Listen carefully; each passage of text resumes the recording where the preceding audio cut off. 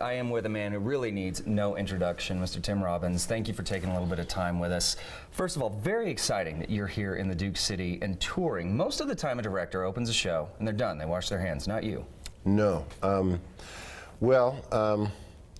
We tend to work on things over a course of a long period of time with the Actors Gang. And I am a big believer in discovery after opening night. I don't think it's encouraged much, mainly because in a professional situation, oftentimes the director and the actors don't really have a relationship. Right.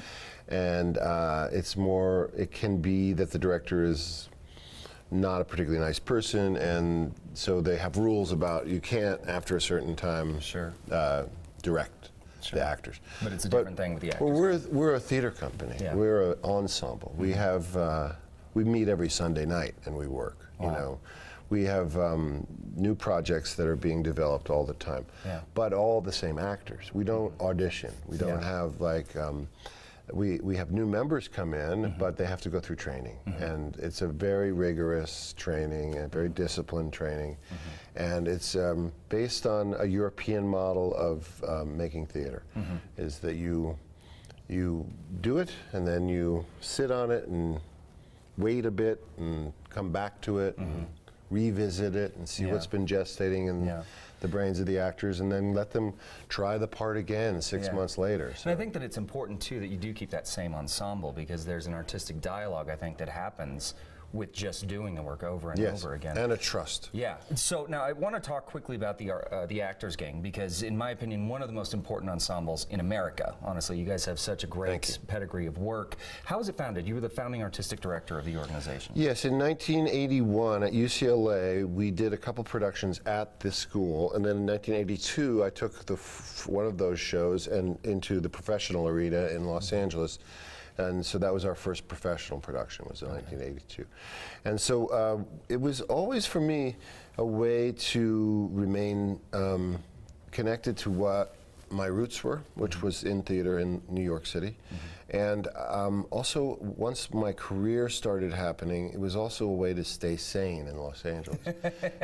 Because it's an important thing. Well, it might be difficult to do sometimes. There's so much that pulls you away. Once you gain any kind of fame or success, there's so much that pulls you away from what the essence should be. The craft. Yeah. And so it was a way for me to remain honest to my original intention and my original mission in doing this whole thing. I'm really committed to the idea that live performance can change people's perceptions. Absolutely. Yeah. Yeah. And so let's talk about the show that you are doing. You're bringing A Midsummer Night's Dream, one of Shakespeare's most celebrated comedies, arguably done, I mean, countless times. What new breath, what new life are you bringing into this production? Well, what the challenge was let's back up. About a couple years ago, we had a bit of a financial crisis at the Actors Gang. We had some mismanagement, and so we faced a future that was pretty difficult. And so I asked the company to rise up and battle through this. And the people that really rose up were about 14 people. Okay.